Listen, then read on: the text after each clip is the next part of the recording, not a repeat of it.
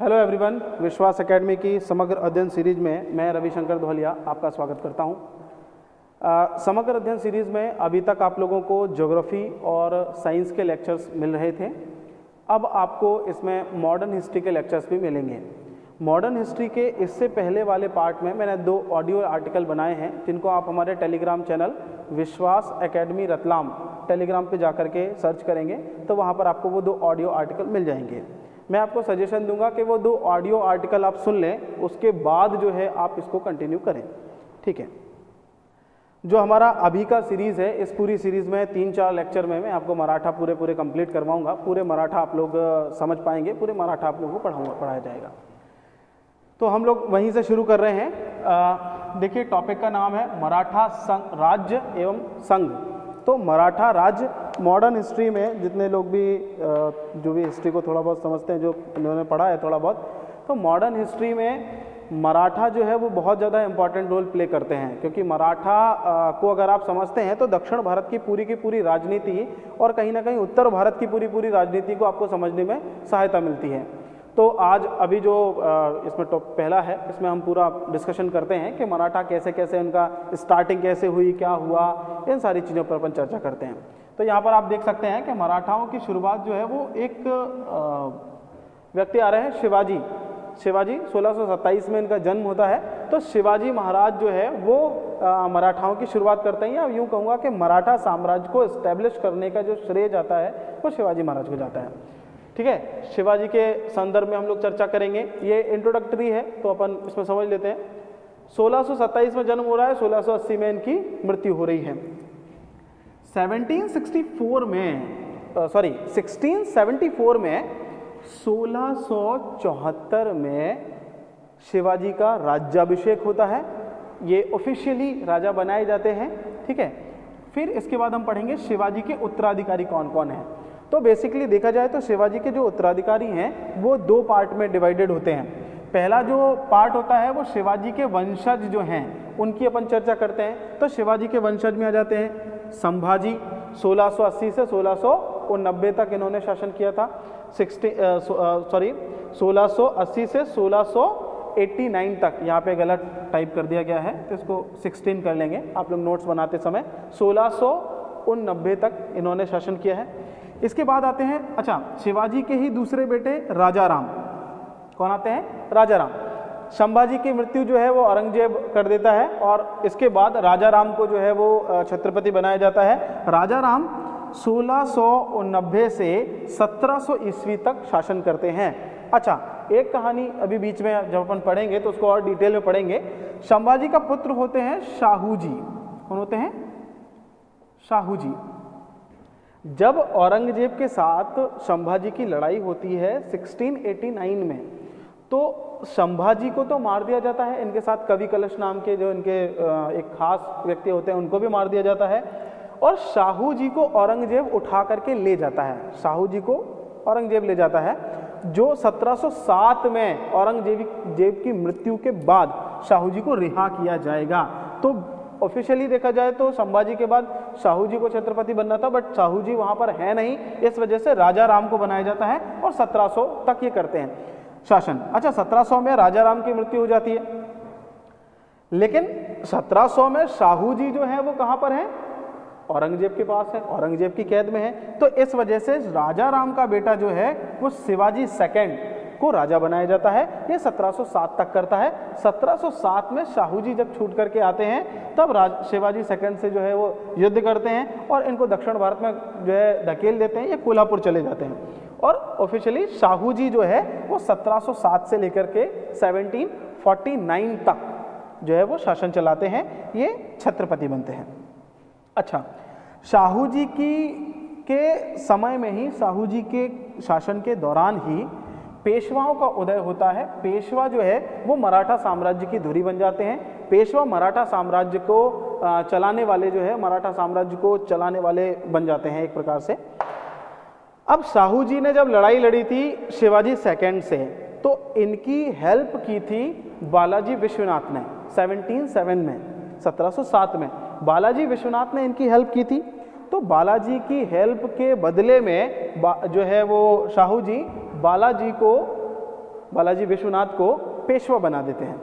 यहाँ से पेशवाओं का उदय होता है। और अब शाहू जी के समय में भी और शाहू जी के बाद भी पेशवा जो हैं वो पूरे के पूरे मराठा साम्राज्य को चलाने वाले बन जाएंगे। पूरी तरह से पेशवाओं के अंडर में मराठा साम्राज्य आ जाएगा। राइट, तो अब देखेंगे बालाजी विश्वनाथ 1713 से 1720 तक। कब से कब तक? 1713 से 1720 तक। 1707 में शाहू जी के युद्ध में जो है वो भाग लेते हैं, सहायता करते हैं। तो 1707 में इनको सेना कारते बनाया जाता है, सेना प्रमुख बना दिया जाता है। और फिर 1713 में इनको पेशवा बना दिया जाता है। ठीक है, 1720 में बालाजी विश्वनाथ की मृत्यु हो जाती है। इसके बाद बालाजी विश्वनाथ का पुत्र बाजीराव प्रथम मात्र 19-20 साल की अवस्था में ये पेशवा बनता है। और ये पेशवा जो है ये मराठा साम्राज्य का सबसे शक्तिशाली पेशवा कहलाता है, सबसे शक्तिशाली। लगभग 39 की एज में जब इनकी डेथ होती है उस समय तक ये लगभग 38-40 युद्ध जीत चुके हैं, लगातार युद्ध करते हैं। ठीक है, अच्छा आपने संजय लीला भंसाली की मूवी देखी होगी बाजीराव मस्तानी, तो उसमें यही बाजीराव हैं। ठीक है, तो ये मस्तानी वाले बाजीराव हैं ये। तो 1720 से 1740 तक इनका शासन चलता है। 1740 में इनकी मृत्यु हो जाती है। इसके बारे में भी हम डिटेल में पढ़ेंगे जब हम इसको आगे कंटिन्यू करेंगे। इसके बाद आते हैं बालाजी बाजीराव। बालाजी बाजीराव, देखिए इनको याद करने का एक मैं बिल्कुल बहुत अच्छा सा तरीका आपको बता देता हूँ। बालाजी विश्वनाथ, बाजीराव, तीसरा वाला बालाजी बाजीराव। तो बालाजी बाजीराव, बालाजी विश्वनाथ बिल्कुल याद रह सकता है, पहले पहले हैं। फिर बाजीराव मस्तानी तो अपने को याद रहेंगे ही। बालाजी बाजीराव तीसरे, दोनों का पहला पहला अक्षर ले लिया, बालाजी बाजीराव। तीसरे वाले का नाम बन गया 1740 से 1761। इनके समय में ही पानीपत की तीसरी लड़ाई होती है और पानीपत की तीसरी लड़ाई का सदमा जो है वो ये बर्दाश्त नहीं कर पाते, इनकी मृत्यु हो जाती है। फिर आते हैं माधवराव। माधवराव 1761 से 1772, 1761 से 1772। ठीक है, बीमारी की वजह से इनकी डेथ हो जाती है। इनके बारे में कहा जाता है कि ये अंतिम योग्य शासक थे, मराठा साम्राज्य के अंतिम पेशवा, या यूं कहूँगा अंतिम कैपेबल पेशवा जो है वो ये थे।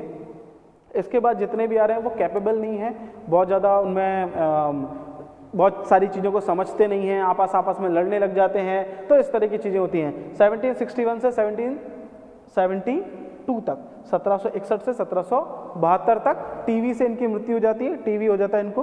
ठीक है, माधवराव। फिर आते हैं नारायण राव। अच्छा, माधवराव के भाई है नारायण राव, याद रखिएगा, क्योंकि इनकी मृत्यु हो जाती है। इसके बाद नारायण राव, इनका भाई जो है उसको बनाया जाता है। माधवराव के बाद नारायण राव। इनकी मृत्यु इनके चाचा यानी बालाजी बाजीराव का भाई इनकी मृत्यु जो इनकी हत्या कर देता है। ठीक है, 1773 में इनकी हत्या हो जाती है। माधवराव के बाद, नारायण राव के बाद, अब देखिए फिर से मैंने आपको बताया था, देखो बालाजी बाजीराव, फिर यहाँ पे आ गया बालाजी बाजीराव, फिर माधवराव, नारायण राव, फिर तीसरा आ गया माधव नारायण राव। 6 तो अपन नाम ऐसे ही याद रख सकते हैं। देखो बालाजी बाजीराव, बालाजी बाजीराव, माधवराव, नारायण राव, माधव नारायण राव। ठीक है, तो 1774 से 1796 तक ये शासन करते हैं। ठीक है, इनके समय में पहला आंग्ल मराठा युद्ध होता है। अंग्रेजों का वर्चस्व जो है वो भारत में बढ़ने लग जाता है। आपको पता होगा 1764 में बैटल ऑफ बक्सर के बाद, बक्सर के युद्ध के बाद अंग्रेज जो है वो भारत में बहुत ज़्यादा प्रभावशाली हो जाते हैं और इसी प्रभाव के कारण वो भारत के अलग अलग क्षेत्रों पर अपना कब्जा करना चाहते हैं। और इसी जो रणनीति को आगे बढ़ाते हुए आपके माधव नारायण राव के समय में अंग्रेजों के साथ जो है मराठाओं का युद्ध होता है। माधव नारायण राव के बाद आते हैं अंतिम बाजीराव सेकंड। ये रघुनाथ राव जो जिन्होंने इनको मारा था उनके बेटे हैं। ये सबसे अयोग्य शासकों की श्रेणी में रखे जाते हैं। इनके समय में बसीन की संधि हो जाती है और इनके समय में जो संधि होती है उस संधि के तहत यूँ कहूँगा मैं कि एक प्रकार की सहायक संधि अंग्रेजों के साथ कर लेते हैं 1802 में। और 1802 में ही एक प्रकार से पूरा का पूरा मराठा साम्राज्य जो है उसके विदेशी क्षेत्र, उसके जो अंदर सेना को रखना हो, ये सारा अंग्रेजों के पास पहुंच जाता है। और फाइनली 1818 में इनको पेशवा जो मराठा साम्राज्य होता है उसको अंग्रेज अपने अंडर में ला लेते हैं तृतीय आंग्ल मराठा युद्ध के दौरान। ठीक है, अंग्रेज अपने अंडर में ला लेते हैं और इनको जो है वो कानपुर के पास बिठूर नामक स्थान पर भेज दिया जाता है पेंशन दे करके। इनके कोई संतान नहीं थी, इन्होंने गोद लिया था धुंधुपंत नाम के एक व्यक्ति को, जिसको हम लोग नाना साहब बोलते हैं। ये वही नाना साहब हैं जो 1857 के विद्रोह में अपने को देखने को मिलेंगे। ठीक है, तो 1857 का विद्रोह जो होता है उसके दौरान ये अपने को देखने को मिलेंगे। राइट, तो नाना साहब जो है वहाँ पहुँच जाते हैं। ठीक है, अच्छा, इसको तो अपन ने समझ लिया। अब थोड़ा सा मैं आप लोगों को याद करने के हिसाब से इसको समझा देता हूँ, क्योंकि हमें आगे चल के इसको याद तो करना ही रहेगा। वापस आ जाता हूँ। हम लोगों को याद करना है, ये पूरी हायरार्की अपने को याद करनी है कि कौन कौन से शासक हुए। तो अपने को याद करने का एक सबसे सटीक तरीका मैं बताता हूँ कि पहली चीज़ तो हमें शिवाजी तो याद रहेंगी। इतना तो मुझे लगता है कि बच्चे बच्चे को याद होगा कि शिवाजी ने मराठा साम्राज्य की शुरुआत की थी। जगह जगह पे आप सुनते हैं। तो शिवाजी के दो बेटे हैं, शिवाजी के दो बेटे हैं संभाजी और राजाराम। कौन कौन है? संभाजी और राजाराम। ठीक है, तो शिवाजी के बाद संभाजी आते हैं। कौन आते हैं? संभाजी। और संभाजी की हत्या औरंगजेब कर देता है। इसके बाद राजाराम आते हैं। तो राजाराम और संभाजी। ठीक है, इनका बेटा शिवाजी सेकंड, राजाराम का बेटा शिवाजी सेकंड और संभाजी का बेटा शाहू जी। ठीक है, संभाजी का बेटा कौन? शाहू जी। ये चार चीजें अपने को याद रखनी है। ठीक है, शिवाजी के बाद संभाजी के बाद राजाराम के बाद शिवाजी सेकंड और फिर शाहू जी। ठीक, अब पेशवाओं के लिए मैंने आपको ट्रिक बताई है। पहला नाम, दूसरा नाम, तीसरा नाम उन दोनों के मिक्स से बनेगा। ठीक है, देखिए बालाजी विश्वनाथ बाजीराव फर्स्ट, बालाजी विश्वनाथ बाजीराव फर्स्ट। देखिए 1713 से 1720, 20 से 40, 40 से 61, 61 से 72, 72 से 73 और 74 से 96, 96 से 18। ठीक है, अच्छा, बालाजी बाजीराव, माधव नारायण राव, फिर बाजीराव सेकंड। ठीक, मतलब आखिरी में बाजीराव सेकंड है और बाकी के 6 नाम, टोटल 7 नाम है अपने पास में। जो 6 नाम हैं उनमें 3-3 के जोड़े हैं। पहले 2 का जो नाम है, तीसरे वाले का उन दोनों को मिला के नाम है। उसके बाद के दो नाम है, तीसरा उन दोनों का मिला करके नाम है। बालाजी बाजीराव, माधव नारायण राव, राइट, और बाजीराव सेकंड। ठीक है, आखिरी नाना साहब हैं। तो 1857 का विद्रोह में हमें पता है कि धुंधुपंत या नाना साहब जो है वो कानपुर से जो है कमान संभाल रहे हैं। ठीक है, तो इसको अपन ऐसे इसको याद कर सकते हैं। राइट, अगला देखते हैं अपन।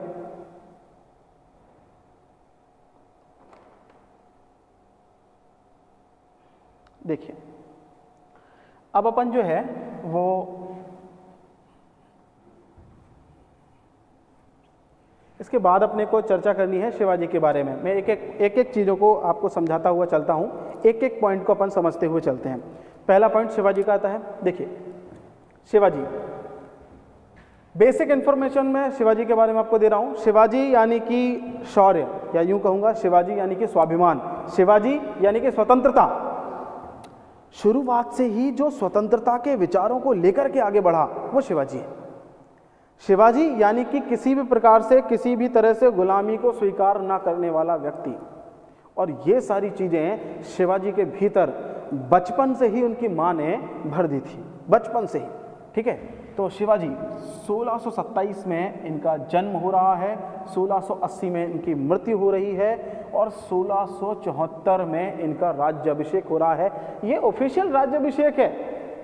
बाकी ये राजा तो वैसे बहुत पहले से ही बन गए, लेकिन ऑफिशियल राज्याभिषेक इस समय कर रहे हैं क्योंकि औरंगजेब ने एक प्रकार से इनको राजा मान लिया था 1674 के आसपास। ठीक है, अच्छा जरा समझिए छत्रपति शिवाजी का सामान्य परिचय। देखिए, जन्म 1627 को शिवनेर के किले में हुआ था। कहाँ पे हुआ था? शिवनेर के किले में। बहुत इंपॉर्टेंट, इससे एक प्रश्न बन जाता है कि शिवाजी का जन्म कहाँ हुआ था साहब? शिवनेर के किले में हुआ था। कहाँ हुआ था? शिवनेर के किले में। ठीक है, अच्छा, इनकी माता का नाम जीजाबाई था। क्या नाम था? जीजाबाई। अच्छा, जीजाबाई कौन थी? देवगिरी के जागीरदार यादव राय की पुत्री थी। कौन थी? देवगिरी के जागीरदार यादव राय की पुत्री। अच्छा, माता से ही इन्हें राष्ट्र धर्म की रक्षा की शिक्षा मिली। मैंने थोड़ी देर पहले ही बताया था कि शिवाजी स्वतंत्रता को मानने वाले व्यक्ति थे। शिवाजी किसी भी प्रकार से परतंत्रता को एक्सेप्ट नहीं कर सकते थे, इनको मरना स्वीकार था, परतंत्रता स्वीकार नहीं थी। ठीक है, तो माता से इन्हें राष्ट्र धर्म की। अब होता क्या कि हमारी कोई भी व्यक्ति हो, उसकी पहली गुरु जो है वो उसकी माता होती है। ठीक है, तो माता से इनको जो शिक्षा मिली, उस शिक्षा का इनके ऊपर इतना गहरा प्रभाव पड़ा कि इनके रोम रोम में वीरता जो है भर जाती है। या यूं कहूँगा कि ये बहुत वीर, इनको वीर बनाने में इनकी माता का जो है वो बहुत ज़्यादा बड़ा अहम रोल था। ठीक, इनके पिता का नाम शाहजी भोसले था। क्या नाम था? शाहजी भोसले। इनके पिता का नाम था शाहजी भोसले। इनके पिता ने जो है वो इनका तुकोबाई मोमित्रे नाम की एक स्त्री के साथ इनका प्रेम प्रसंग था। इनके पिताजी का एक जनरल है, कभी क्वेश्चन अगर आ जाए तो, जैसे आता नहीं है। इनके संरक्षक दादा कौंडदेव ने किया था। इनका संरक्षण जो है वो इनके दादाजी के देखरेख में इनका संरक्षण हुआ था, जो कि पूना की जागीर की देखभाल करते थे। ये पूना की जागीर हैदराबाद के अधीन हुआ करती थी। किसके अधीन हुआ करती थी? हैदराबाद के अधीन। ठीक है, शिवाजी पर धरकरी संप्रदाय के गुरु समर्थ दास का बहुत ज़्यादा प्रभाव पड़ा था। ये बहुत इम्पॉर्टेंट है। मैं आप लोगों से यही कहूँगा कि यहाँ पर आप पॉज करके अपने नोट्स भी बनाते चलें। आपके नोट्स यहीं पे तैयार हो जाएंगे, पूरा का पूरा कंप्लीट जो है वो आपको मिलेगा इसमें कंप्लीट। इसके अलावा आपको कहीं और से मराठा पढ़ने की आवश्यकता नहीं है, ये गारंटी दे रहा हूँ मैं, है ना। तो धरकरी संप्रदाय के गुरु समर्थ दास का इनके ऊपर जो है बहुत ज़्यादा प्रभाव पड़ा था, उससे बहुत ज़्यादा प्रभाव थे। शिवाजी की बेसिकली वैसे कहा जाता है कि शिवाजी ने 7 शादियाँ की थी, 7 शादियाँ, बट इम्पॉर्टेंट है 2 जो है वो बहुत ज़्यादा इम्पॉर्टेंट मानी जाती हैं। एक साईबाई निम्बालकर और दूसरी पुल्लाबाई। ठीक है, तो जो साईबाई निम्बालकर थी ये तो आगे तक चलती रहती हैं, लेकिन पुल्लाबाई जो है वो शिवाजी के साथ ही सती हो जाती हैं। यानी जब शिवाजी की मृत्यु होती है तो शिवाजी के साथ ही उसी चिता पर ये स्वयं भी अपने आप को जला लेती हैं और शिवाजी के साथ ही ये भी मर जाती हैं। इसको सती प्रथा कहा जाता था, पुराने ज़माने में भारत में चलती थी, जो कि एक सामाजिक कुरीति मानी गई और इसको आगे चल करके इसको बैन किया गया और इसको ख़त्म किया गया। तो साईबाई निम्बालकर और पुल्लाबाई 2 पत्नियां हैं। पुल्लाबाई जो है वो शिवाजी के साथ साथ सती हो जाती हैं, पुल्लाबाई शिवाजी के साथ सती हो जाती है ना, ये आपने को याद रखना है। शाहजी भोसले ने शिवाजी को पूना, अब शाहजी भोसले कौन? शिवाजी के पिताजी। देखो यहाँ पे शाहजी भोसले। ठीक है, तो शिवाजी के पिता ने शिवाजी को पूना की जागीर दे दी थी और खुद जो है वो बीजापुर चले गए थे। कहाँ चले गए थे? बीजापुर। ठीक है, शाहजी भोसले ने शिवाजी को पूना की जागीर दे दी थी और खुद कहाँ चले गए थे? बीजापुर चले गए थे। ठीक है, तो इतना अपने को बेसिक इन्फॉर्मेशन है ये शिवाजी के बारे में, ये थोड़े से अपने को ध्यान रखनी है। बाकी अपन नेक्स्ट भी देखते हैं। देखिए, ये थोड़ा सा एक मैप है।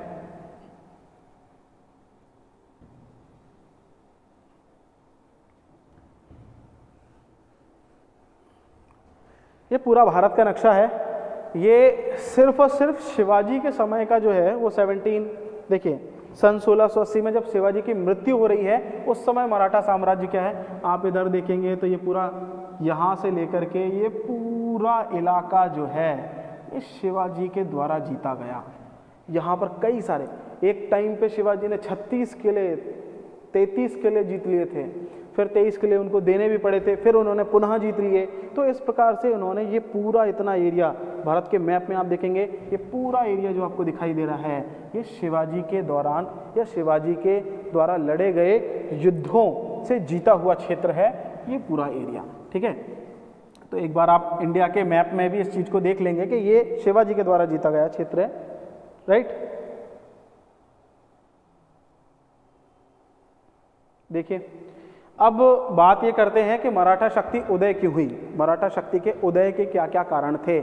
तो जो बेसिक पॉइंट आते हैं वो ये निकल करके आते हैं मराठा शक्ति के उदय के कारण। अब देखो उस समय क्या है, जिस समय मराठा शक्ति का उदय हो रहा था उस समय मराठा शक्ति में भक्ति आंदोलन बहुत ज़्यादा चल रहे थे। यूँ कहूँगा कि लोगों में पुनर्जागरण आ रहा था प्रॉपर मराठा वाले क्षेत्र में। ठीक है, तो भक्ति आंदोलन जो चल रहे थे उनसे लोगों में वीरता भर रही थी, उनसे लोगों में शौर्य आ रहा था और लोग बाग जो है वो स्वतंत्र होना चाहते थे, गुलामी नहीं चाहते थे। इस वजह से एक मानसिक एक माइंडसेट उनके अंदर आ गया था और उसका एक बहुत बड़ा प्रभाव पड़ा। ठीक है, अच्छा दूसरा क्या है, मराठा की पठारी भूमि। अब शिवाजी जो है वो गुरिल्ला युद्ध के बहुत बड़े जो है प्रवर्तक माने जाते हैं। गुरिल्ला युद्ध यानी छापा मार युद्ध।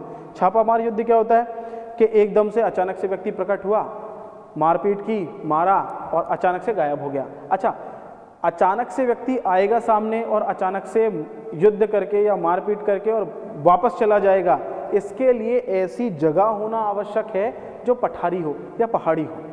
तो पहाड़ी क्षेत्र अगर होगा तो ही गुरिल्ला युद्ध किया जा सकेगा। आप लोगों ने I am sure Tanaji movie देखी होगी, तो उसमें पहला सीन जो आता है जिसमें युद्ध दिखाया जाता है, तो आप देखेंगे जो मराठा होते हैं वो पहाड़ी के ऊपर होते हैं और नीचे से जो सेना जारी होती है उसके ऊपर पत्थर पटक देते हैं या ऊपर से अचानक से आ जाते हैं, मार काट करते हैं और फिर अचानक से गायब हो जाते हैं। तो इस प्रकार की युद्ध की पद्धति जो होती है इसे अपन गुरिल्ला पद्धति कहा जाता है या छापामार पद्धति इसको बोला जाता है। ठीक है, तो पठारी भूमि जो है महाराष्ट्र की या पहाड़ी भूमि जो है वो गुरिल्ला युद्ध के लिए उपयुक्त थी। इस वजह से भी मराठा शक्ति का उदय हुआ। बहमनी शासकों द्वारा मराठाओं को प्रशासन और सेना में हिस्सा दिया गया था। अच्छा, बहमनी के शासक जो थे उन्होंने मराठाओं को छोटे छोटे किले दे दिए थे, उनका किलेदार बना दिया था और प्रशासन में कुछ उच्च पद दे दिए थे। इसके वजह से क्या हुआ कि जो प्रशासन में उनकी भागीदारी बढ़ने से उनके अंदर एक आत्मविश्वास जाग गया था और उस आत्मविश्वास के कारण उनको ये लगने लगा था कि अब वो भी शासन चला सकते हैं। राइट।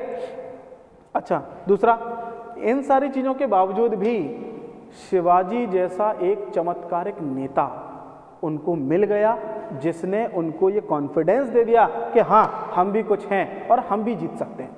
राइट। तो ये सारी चीज़ों के कारण जो है वो मराठा शक्ति का उदय हुआ। राइट। चलिए नेक्स्ट अपन देखते हैं। अब शिवाजी के सैनिक अभियान अपन देख लेते हैं। शिवाजी के सैनिक अभियान, शिवाजी के शुरुआत में ही जो उनके सैनिक अभियान थे उनके बारे में अपन चर्चा कर रहे हैं। ठीक है, देखिए छापामार युद्ध के लिए प्रसिद्ध थे, मैंने आपको बताया था। इनके छापामार युद्ध की जो विशेष शैली थी उसको शिवसूत्र कहा जाता था। बहुत इंपॉर्टेंट क्वेश्चन बन जाता है कभी अगर पूछ लिया जाए तो कि शिवाजी के युद्ध की शैली, भाई छापामार तो थी लेकिन छापामार में भी एक स्पेसिफिक टाइप था इनका, शिवसूत्र। ठीक है, तो शिवसूत्र कहा जाता है, शिव के भक्त भी कहे जाते हैं ये। अच्छा, दूसरा है सैन्य अभियान जो थे, इनके जो सैन्य अभियान थे इनमें मावलाओं को इन्होंने एकत्रित किया था। अब मावला क्या है, जो भारत का नक्शा हम लोग देखते हैं, अगर हम पीछे जा करके देखें भारत का नक्शा, देखिए मैं दिखाता हूं आपको, ये देखिए, तो ये वाला जो क्षेत्र है ये वाला मावला क्षेत्र है। तो यहाँ पे मावला, जैसे जो तानाजी मालुसरे जो थे वो भी मावला थे। ठीक है, तो मावला क्षेत्र के जो लोग हैं उनको इन्होंने एकत्रित कर लिया था इस पूरे इलाके से। इस इलाके से मावलाओं को एकत्रित कर लिया और उनका बहुत ज़्यादा ट्रस्ट इनके ऊपर आ गया था। तो मावलाओं को एकत्रित करने के कारण इन्होंने एक सेना बना ली थी, है ना। तो मावलाओं को एकत्रित कर लिया था। अच्छा, इन्होंने पहला अभियान जो है वो बीजापुर के विरुद्ध 1643 में इन्होंने शुरू किया था। अच्छा, 1643 में इन्होंने जो है वो शुरू किया था। 16-17 साल की इनकी उम्र थी, उसमें इन्होंने पहला अभियान शुरू किया था। इन्होंने सिंहगढ़ का किला जीता था। अच्छा देखिए, 1643 में सिंहगढ़ का किला जीता। ये सिंहगढ़ का किला जो है वो कोंढाना का किला कहलाता था।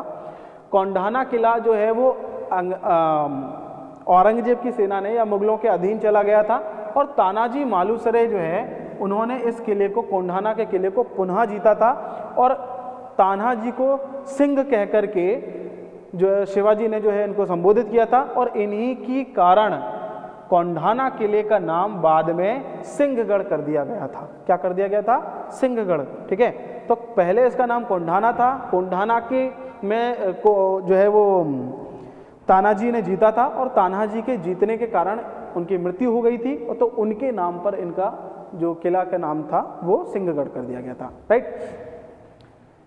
1646-47 में इन्होंने तोरना और मुरुम्बगढ़ का किला जीता।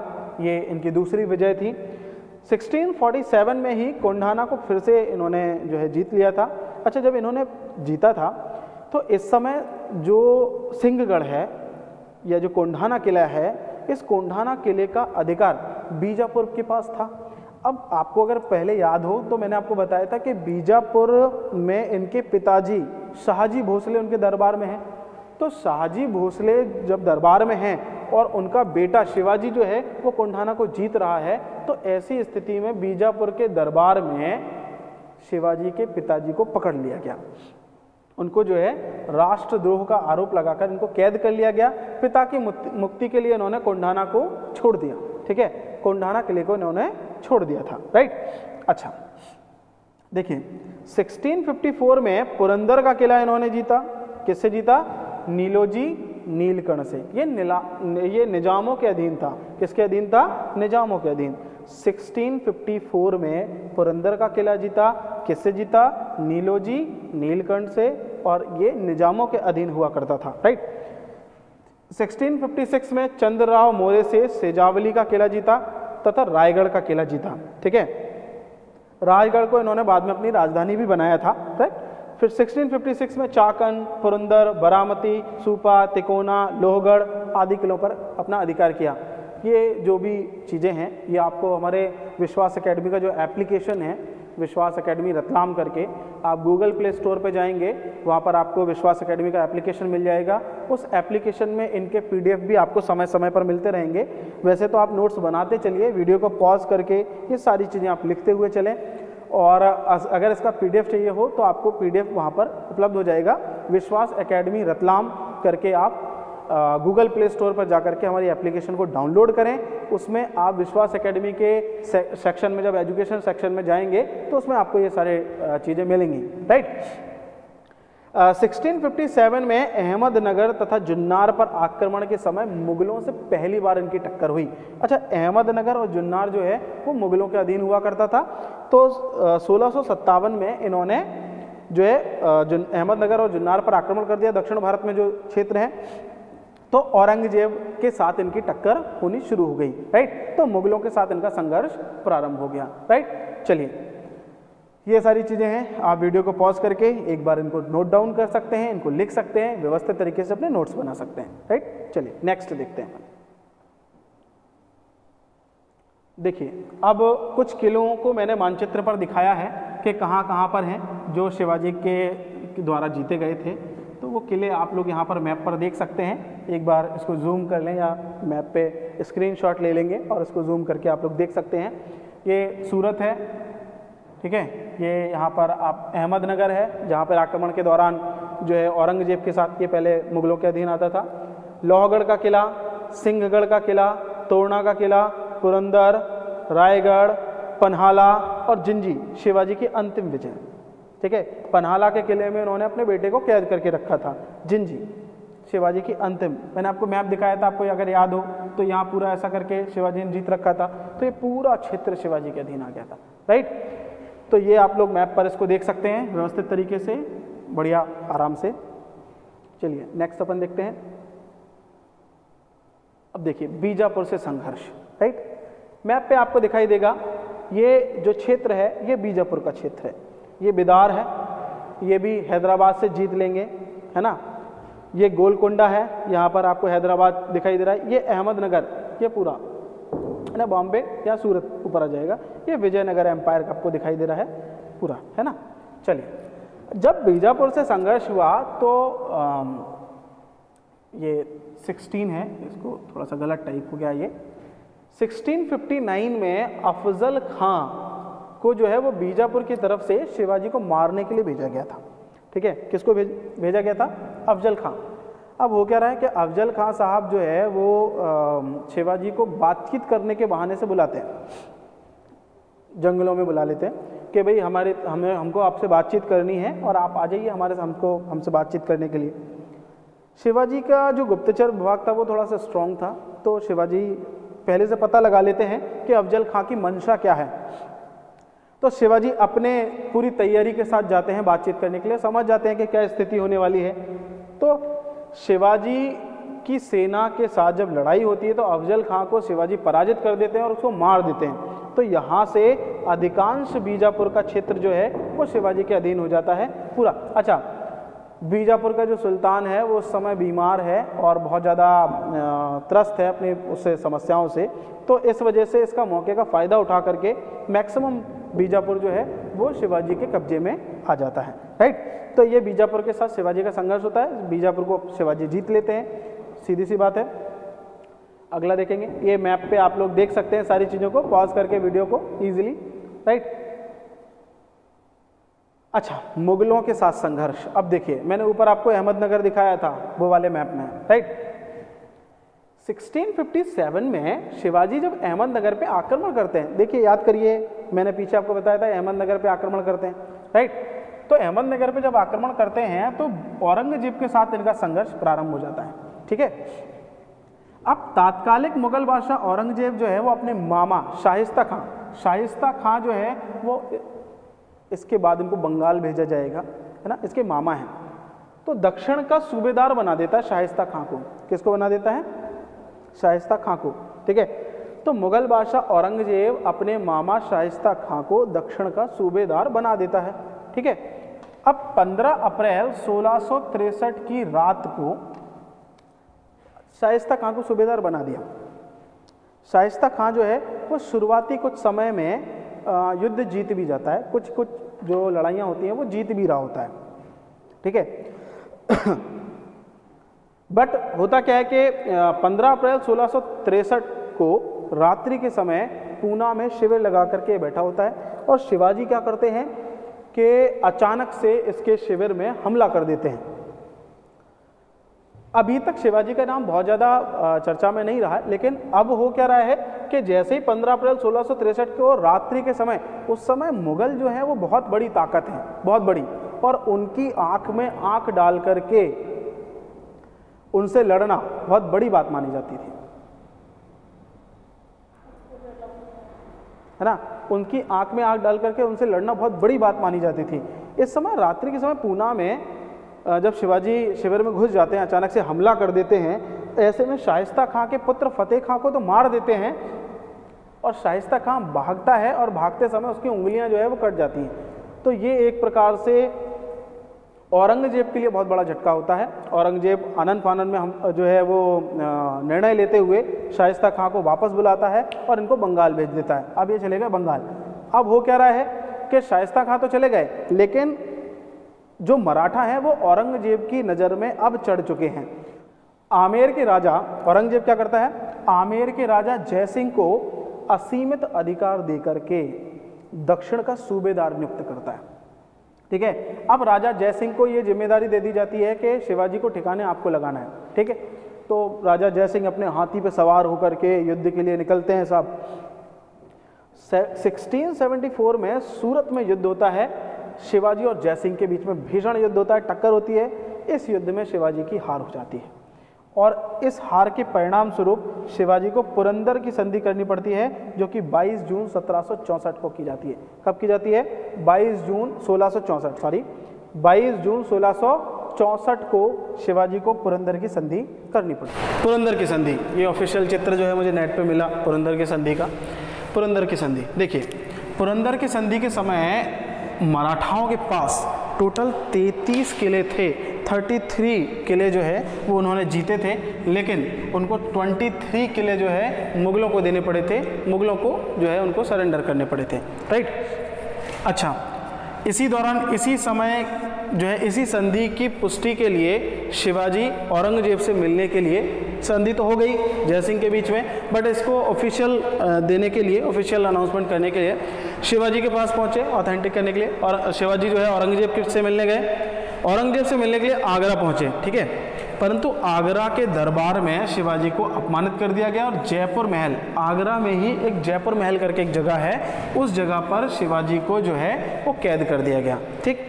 अब 23 किले जो है वो दे दिए गए, हार चुके हैं, जयपुर के महल में कैद हैं। अब इसी दौरान जयसिंह का पुत्र राम सिंह जो है वो इनकी थोड़ी सी मदद करता है, इनको कैद से आज़ाद करवा देता है। अब शिवाजी वहाँ से भाग करके जो है आज़ाद होकर के वहाँ से रायगढ़ पहुँचते हैं। रायगढ़ के अब यहाँ के बाद जो है वापस से ये सिंहगढ़ जीतते हैं।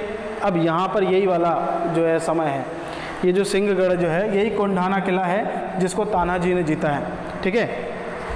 इसके बाद सिंहगढ़ जीतते हैं, पन्हाला जीतते हैं और पुनः बहुत सारे किले जो है वो जीतते हैं।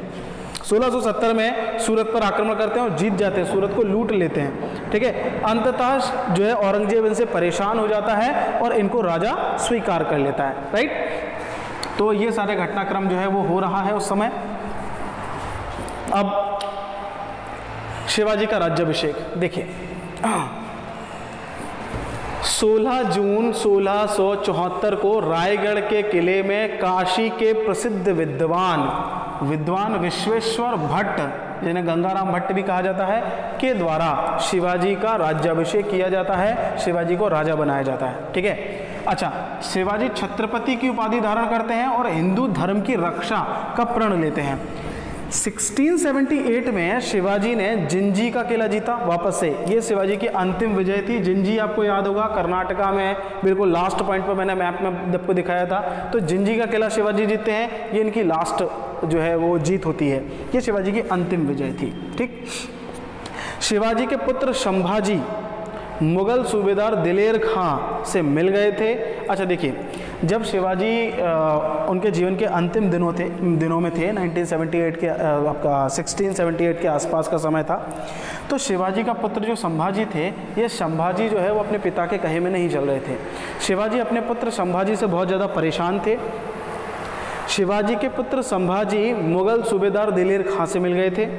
अच्छा, इसी के कारण संभाजी को शिवाजी ने पन्हाला के किले में कैद कर दिया था।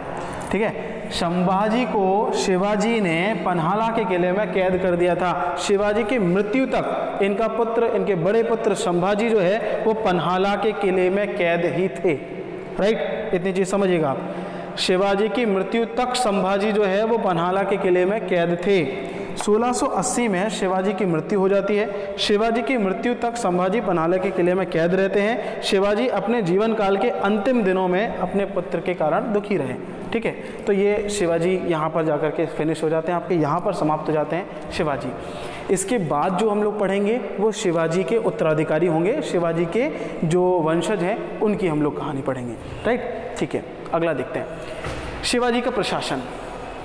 अब भाई 1680 में शिवाजी की डेथ हो जाती है, शिवाजी की मृत्यु हो जाती है, सभी लोगों को मैंने अभी बताया है। अच्छा देखिए, शिवाजी का प्रशासन जो है वो बेसिकली 2 पार्ट में बटा हुआ था। एक ऐसा पार्ट था जो सीधे के सीधे मराठाओं के अधीन आता था, दूसरा ऐसा पार्ट था, ऐसा भाग था जो या तो मुगलों के अधीन आता था, या बीजापुर के अधीन आता था, या हैदराबाद के अधीन आता था, या उस समय की जो रियासतें थी उनके अधीन आता था। राइट, अच्छा, परंतु इस क्षेत्र पर भी वहाँ के सबसे बड़े सरदार होने के नाते मराठा जो है वो सरदेशमुखी वसूलते थे। वो क्षेत्र वहाँ पर एक सरदेशमुखी जो है वो एक प्रकार का प्रोटेक्शन टैक्स हुआ करता था कि हम आपके ऊपर जो है हमला नहीं करेंगे और हम कोई और हमला करेगा तो आपकी रक्षा करेंगे। इस प्रकार का एक प्रोटेक्शन टैक्स जो है वो सरदेशमुखी मराठा वसूल करते थे। देशमुख जमींदार को कहा जाता है, सरदेशमुख यानी जमींदारों का जमींदार, यानी मराठा अपने आप को सरदेशमुख कहा करते थे। मराठा अपने आप को क्या बोला जा करते थे? सरदेशमुख। और मराठा लोग जो टैक्स वसूलेंगे उसे बोला जाता था सरदेशमुखी, और जो देशमुख टैक्स वसूलता था उसे बोलते हैं देशमुखी। ठीक है, तो ये देशमुख द्वारा वसूला जाने वाला टैक्स हुआ करता था। राइट, इतनी चीज अपने को समझ में आ गई। चलिए अपन आगे बढ़ते हैं।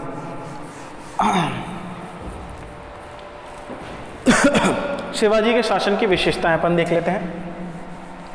अब शिवाजी का जो शासन है टोटल,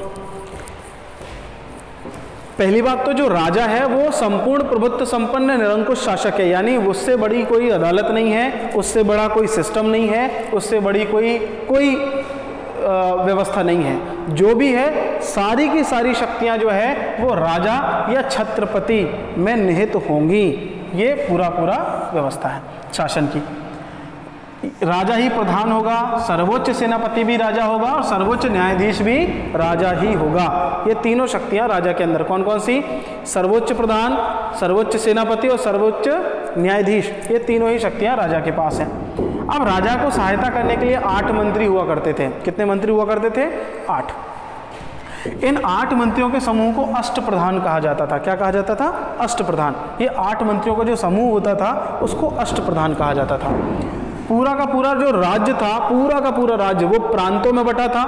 उस जो प्रांत थे, प्रांत आज के कंडीशन में अगर हम देखें तो ये प्रांत आप इनको राज्यों के हिसाब से ले सकते हैं। उत्तर प्रदेश, मध्य प्रदेश, इस टाइप के प्रांत जो थे वो बटे हुए थे।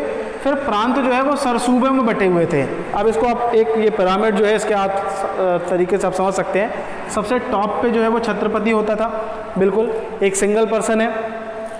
इसके बाद हुआ करता था सरसूबा। इस सरसूबा को आप प्रांत कह सकते हैं। क्या कह सकते हैं? प्रांत। क्या कह सकते हैं? प्रांत। ठीक है, तो सरसूबा हुआ करता था। इस सरसूबे का जो प्रमुख होता था उसे सूबेदार बोला जाता था, राइट। फिर सरसूबे के नीचे एक सरसूबे के अंदर कई सारे महाल हुआ करते थे। क्या होते थे? महाल। महाल का जो प्रमुख व्यक्ति हुआ करता था, जो टॉप मोस्ट प्रशासनिक अधिकारी हुआ करता था, उसे सर हवलदार कहते थे। क्या बोलते थे? सर हवलदार। अब महाल जो है वो कई सारे तर्फ में बटा हुआ था। तर्फ, इस तर्फ का जो प्रमुख होता था वो हवलदार हुआ करता था। ये तर्फ जो है वो कई सारे मौजा में बटा हुआ था। ये मौजा यानी कि गांव, इन गांव का जो प्रमुख होता था उसे पटेल कहा जाता था। इस पटेल की सहायता के लिए एक अधिकारी हुआ करता था जिसे कुलकर्णी कहा जाता था। क्या कहा जाता था? कुलकर्णी, राइट। तो ये शिवाजी का पूरा प्रशासन था। इसको मैंने आपको समझाया है। आप इसको पॉज करके एक बार वापस से देख सकते हैं। इसको आप नोट्स बना सकते हैं। ठीक है, चलिए अगला पॉइंट, शिवाजी के अष्ट प्रधान। यानी मैंने अभी थोड़ी देर पहले बताया था कि 8 मंत्रियों का समूह होता था जो पूरी सहायता करता था। इन 8 मंत्रियों में कौन कौन से मंत्री हुआ करते थे? अष्ट प्रधान। तो सबसे प्रमुख होता था पेशवा। आगे चल के यही पेशवा मेन बन जाएगा। बाकी सारे पूरा का पूरा जो शासन है वो पेशवा के अधीन आ जाएगा। पेशवा को हम समझ सकते हैं प्रधानमंत्री होता था एक प्रकार का। सरकारी पत्रों पर राजा के नीचे इसकी मोहर लगती थी, इसके सिग्नेचर होते थे। ठीक है, जितने भी सरकारी लेटर होते थे उसमें पेशवा और राजा दोनों का ही मामला था। इसके बाद होता था अमात्य अथवा मजूमदार। ये एक प्रकार का वित्त मंत्री या राजस्व मंत्री हुआ करता था, फाइनेंशियल मिनिस्टर हुआ करता था। वक्यान्विस करके होता था, ये दरबार की प्रतिदिन की कार्यवाही पर खबर रखता था कि रोज रोज क्या करना है, राजा को क्या करना है, कैसी कार्रवाई होनी है, क्या सिस्टम चलना है, ये सारी चीज़ों की जानकारी वक्यान्विस रखता था। एक होता था शुकनविस या सचिव। इसे चिटनिस भी कहा जाता था। ये राजकीय पत्र व्यवहार करना तथा परगने का हिसाब देखना इसका काम था। ठीक है, ये गृह मंत्री था, एक प्रकार का सचिव था शुकनविस। दबीर या सुमंत, ये विदेश मंत्री हुआ करता था। सर ए नौबत अथवा सेनापति, ये सेना संबंधित काम देखता था। पंडित राव अनुदान यानी ग्रांट्स के किसको कितना माफ़ी देनी है, किसको कितना ज़्यादा पैसा देना है, इनसे संबंधित काम देखता था। और एक होता था न्यायाधीश, यानी राजा के बाद न्याय करने वाला सर्वोच्च अधिकारी होता था। ये 7वां और 8वां, ये दोनों को छोड़ करके बाकी के 6 कंपलसरी सेना में भाग लेते थे। जब भी कोई युद्ध होता था तो ये 6 जरूर जाते थे। ये 7 और 8 नहीं भी जाएंगे तो भी चलेगा, हालांकि ये चाहे भाग लेना चाहें तो ले सकते थे, राइट। तो ये अष्ट प्रधान की व्यवस्था हुआ करती थी, यानी 8 प्रधान हुआ करते थे, 8 मंत्रियों का समूह इस प्रकार से जो है वो काम किया करता था, राइट है। चलिए, तो ये हो गया शिवाजी के अष्ट प्रधान, राइट। अगला देखेंगे शिवाजी के उत्तराधिकारी। तो शिवाजी के उत्तराधिकारियों में पहला उत्तराधिकारी जो आता है वो नाम आता है संभाजी का। किसका आता है? संभाजी। अब जरा देखिए, पहला नाम संभाजी। शिवाजी के उत्तराधिकारी, शिवाजी की जब मृत्यु हुई थी उस मृत्यु के समय संभाजी जो है वो पन्हाला के किले में कैद थे। कहाँ थे? पन्हाला के। मैंने आपको बताया था कि मुगलों के सरदार से जो है शिवाजी के पुत्र संभाजी मिल गए थे और शिवाजी के ही विरुद्ध इन्होंने षड्यंत्र रचना शुरू कर दिया था। इसी कारण पिता ने इनको कैद कर दिया था, एक किले में कैद कर दिया, पन्हाला के किले में, और बिल्कुल वहीं तक रहे। अच्छा, शिवाजी इनसे दुखी थे। इसी कारण जब शिवाजी की मृत्यु हुई तो शिवाजी के जो सलाहकार हुआ करते थे उन सलाहकारों ने शिवाजी के दूसरे बेटे राजा राम को गद्दी पर बिठा दिया। लेकिन हुआ क्या कि 20 जुलाई सन 1680 को सेनापति हम्मीराव मोहिते की मदद से संभाजी वहाँ से पन्हाला के किले से छूट जाते हैं और छूट करके सीधे राजा राम के पास पहुँचते हैं। तो राजा राम अपने भाई को सम्मान देता है और अपनी राजगद्दी जिसका राज त्याग कर दिया गया था वो भाई के लिए छोड़ देता है। और हम्मीराव की मदद से संभाजी राजा राम को गद्दी से उतार देते हैं और स्वयं छत्रपति बन जाते हैं। तो अब शिवाजी के बाद संभाजी छत्रपति हैं। संभाजी का शासनकाल जो पूरा का पूरा था वो षड्यंत्र और विद्रोह से भरा रहा तथा हमेशा अस्थिर रहा, हमेशा अस्थिर बना रहा, हमेशा लड़ाइयाँ चलती रही, षड्यंत्र होते रहे, अस्थिरता बनी रही। अच्छा, इसी दौरान इन्होंने क्या कर दिया, एक बहुत बड़ी गलती कर दी कि औरंगजेब का जो पुत्र था उसका नाम था अकबर सेकंड। तो अकबर सेकंड ने औरंगजेब के खिलाफ विद्रोह कर दिया, अपने पिता के खिलाफ। अब विद्रोह जब किया तो अकबर सेकंड भाग करके आया शरण लेने के लिए, कहाँ, मराठाओं के पास, और संभाजी ने अकबर सेकंड को शरण दे दी। ये गलती के कारण औरंगजेब जो है वो नाराज हो गया, इतना ज़्यादा नाराज हो गया कि उसने संभाजी के ऊपर आक्रमण कर दिया। राइट, तो आक्रमण किया तो मुगल सेनापति मुकर्रब खां जो है वो 1689 में नवाड़ी गांव के आसपास जो है वो संभाजी के साथ युद्ध होता है। इस युद्ध में संभाजी की हार होती है और मुकर्रब खां जो है वो संभाजी को पकड़ लेता है और पकड़ करके ले जाता है। ठीक है, औरंगजेब संभाजी की हत्या करवा देते हैं। ये औरंगजेब की अदूरदर्शिता का एक बहुत बड़ा उदाहरण है यहाँ पर कि औरंगजेब ने क्या किया कि मराठा छत्रपति की हत्या करवा दी। इस हत्या के बाद से सारे के सारे मराठा जो है, सारे के सारे मराठा सरदार औरंगजेब से बहुत ज़्यादा दुश्मनी मान लेते हैं और औरंगजेब को परेशान करना स्टार्ट कर देते हैं। ये औरंगजेब की अदूरदर्शिता थी, क्योंकि कोई भी मराठा साम्राज्य, यूँ कहूँगा कि बहुत बड़ा साम्राज्य था और शक्तिशाली साम्राज्य था, उसके छत्रपति की हत्या इन्होंने करवा दी। ठीक है, संभाजी का, अच्छा, हत्या तो करवा ही देते हैं, इसके अलावा संभाजी के अल्पवयस्क पुत्र शाहू जी को भी पकड़ करके ले जाते हैं। और आपको बता दूं कि 1689 से लेकर के 1707, जब तक औरंगजेब की मृत्यु नहीं हो जाती है तब तक संभाजी के पुत्र शाहू जी औरंगजेब की कैद में रहते हैं। औरंगजेब की मृत्यु के बाद 1707 में शाहू जी को रिहा किया जाता है, तब तक ये कैद में ही रहते हैं। राइट, तो यहाँ से कहानी ये बन रही है कि संभाजी 1689 में इनकी मृत्यु हो जाती है, इनको मार दिया जाता है, नवाड़ी गांव से इनको पकड़ लिया जाता है, औरंगजेब संभाजी की हत्या करवा देता है और शाहू जी को उठा करके ले जाता है। नेक्स्ट राजा बनते हैं राजा राम। राजा राम 1689 से लेकर के 1700 ईस्वी तक शासन करते हैं। संभाजी की मृत्यु के बाद राजा राम को मराठा मंत्रियों ने कैद से मुक्त करके शासन घोषित कर दिया। राजा राम ने स्वयं को कभी भी शासक नहीं माना, स्वयं को कभी भी छत्रपति नहीं माना, वो हमेशा शाहू जी के प्रतिनिधि के तौर पर ही शासन चलाते रहे और ये कहते रहे कि जब भी जो शाहू जी आएंगे, जब भी संभाजी का पुत्र वापस आएगा मुगलों की कैद से, तब हम उसको छत्रपति बना देंगे, तब तक हम शासन चला रहे हैं। राइट, इन्होंने, राजा राम ने राजगढ़ के स्थान पर जिंजी, कर्नाटक को अपनी राजधानी बनाया। जिंजी याद आ रहा है, शिवाजी की अंतिम विजय। अच्छा देखो, राजगढ़ से जिंजी बिल्कुल बीच में थे और एकदम लास्ट में पहुंच गए। लास्ट में क्यों पहुंच गए? क्योंकि राजगढ़ पे होने वाले आक्रमणों के कारण राजगढ़ बहुत अस्थिर हो गया था।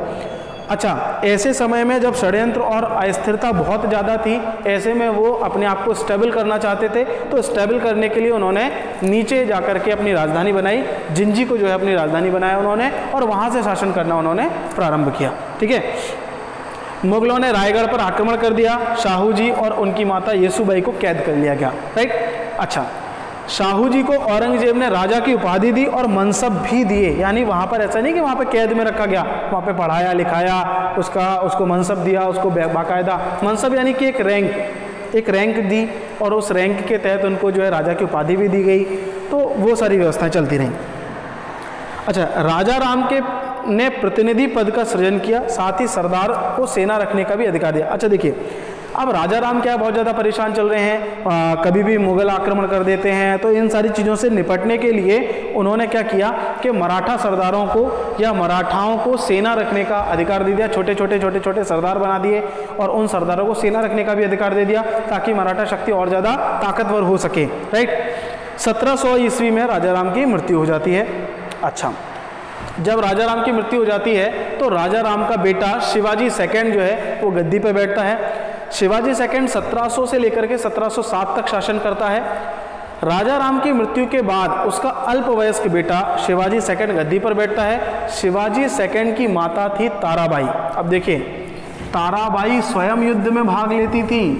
ताराबाई के समय में मराठा साम्राज्य दोबारा उदित हुआ और बहुत हद तक ताराबाई ने मराठाओं को पुनः इस्टेब्लिश करने का जो है वो काम किया। सतारा पर, रायगढ़ पर, सिंहगढ़ पर वापस से अधिकार कर लिया, दोबारा ये किले जीत लिए। 1707 में औरंगजेब की मृत्यु हो जाती है और औरंगजेब की मृत्यु के बाद बहादुर शाह प्रथम मुगल बादशाह बनता है। लेटर मुगल्स में हम जब आएंगे उस टॉपिक में तो मैं उसको पढ़ाऊँगा। बहादुर शाह प्रथम जब मुगल बादशाह बनता है तो वो जुल्फिकार खां को जो है अपना सलाहकार बनाता है और उन्हीं के कहने पर शाहू जी को 18 वर्ष के बंदी जीवन से मुक्त कर देता है। अब देखना, कहानी बहुत इंटरेस्टिंग होने जा रही है। शिवाजी सेकंड गद्दी पर बैठे हुए हैं, है ना। शिवाजी सेकंड गद्दी पर बैठे हुए हैं। शिवाजी सेकंड के गद्दी पर बैठे हुए वो शासन चला रहे हैं 1707 में। इसी दौरान कौन आ गया? शाहू जी भी आ गए। तो एक छत्रपति के होते हुए दूसरा छत्रपति कैसे बने, जबकि ऑफिशियली अधिकार किसका है? शाहू जी का है। तो मराठाओं के अंदर छत्रपति बनने के लिए लड़ाई शुरू हो जाती है, राइट। तो जैसे ही शाहू जी छूट करके आते हैं तो शिवाजी सेकंड के साथ युद्ध स्टार्ट किया जाता है, युद्ध स्टार्ट होता है। देखिए, शाहू जी ने अपना गद्दी पर अपना दावा पेश किया कि भाई छत्रपति तो मुझे बनना चाहिए क्योंकि मेरे पिताजी छत्रपति थे, ठीक है। और आपके पिताजी शिवाजी सेकंड के पिताजी ने भी जो है शाहू जी को ही छत्रपति माना था, उनके प्रतिनिधि के तौर पर जो है शासन चला रहे थे। तो हुआ क्या कि ताराबाई कहती है कि नहीं, हमने दोबारा से इस्टेब्लिश किया है तो हम तो नहीं देंगे। युद्ध होता है। नवंबर 1707 में खेड़ा का युद्ध होता है जो कि शाहू जी विरुद्ध ताराबाई है। ताराबाई यानी शिवाजी सेकंड की मम्मी, माताजी, ठीक है। तो इस युद्ध में शाहू जी की जीत होती है, लेकिन इस जीत का सेहरा किसके? बालाजी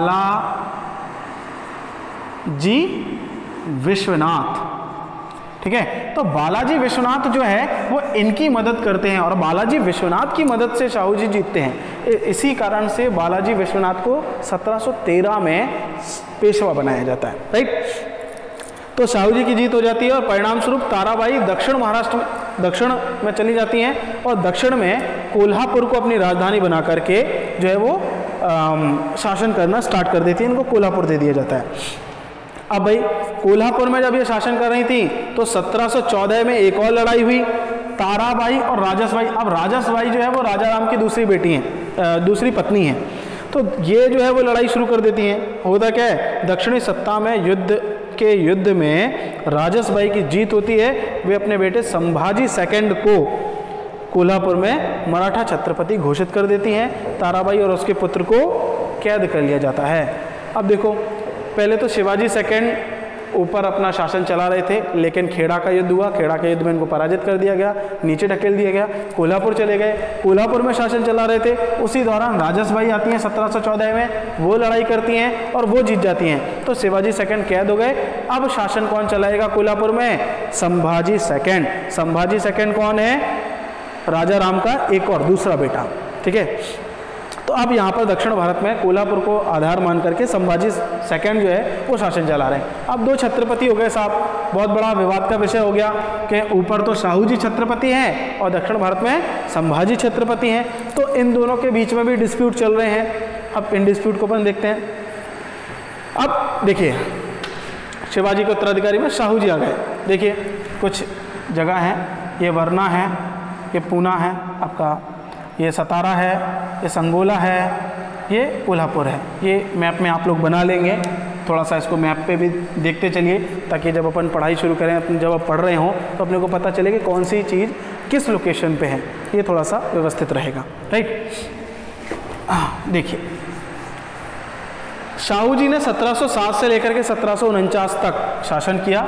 ये छत्रपति बने रहे और वास्तविक शक्ति इसी समय जो है वो पेशवाओं के पास चली गई। देखिए, शाहू जी का राज्याभिषेक सतारा में फरवरी 1708 में हुआ था। कब हुआ था? फरवरी 1708 में। सतारा को ही इन्होंने अपनी राजधानी बनाया था। सतारा देखिए, ये यहाँ पर जगह दिखाई देगी आपको, सतारा ही इनकी राजधानी हुआ करती थी।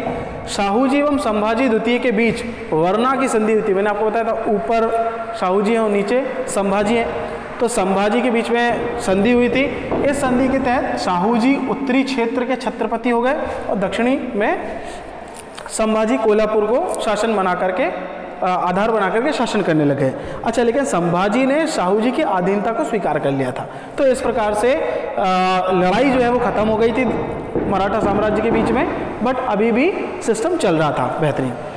अब शाहू जी का कोई पुत्र नहीं था, इसी कारण राजाराम सेकंड जो है, राजाराम सेकंड शिवाजी सेकंड का बेटा, अब शिवाजी सेकंड का बेटा राजाराम सेकंड था। इस राजाराम सेकंड को जो है छत्रपति बनाया गया, लेकिन ये वास्तविक संस्थापक तो था नहीं। तो इसी के दौरान जो है वो सारी की सारी जो शक्ति है वो पेशवाओं के पास चली गई थी। अब छत्रपति केवल सतारा में नाम मात्र के रह गए थे। और संगोला की संधि हुई थी 1750 में। इस संधि में ये कहा गया था कि अब वास्तविक शक्तियाँ जो है वो पेशवा के पास होंगी और छत्रपति केवल नाम का शासक रहेगा। ठीक है, तो ये सारी चीज़ें हो गई। एक प्रकार से देखा जाए तो शिवाजी के उत्तराधिकारी जो है वो यहाँ तक जाकर के कंप्लीट हो जाते हैं। यहाँ पर शिवाजी के सारे उत्तराधिकारी कंप्लीट हो जाते हैं, राइट।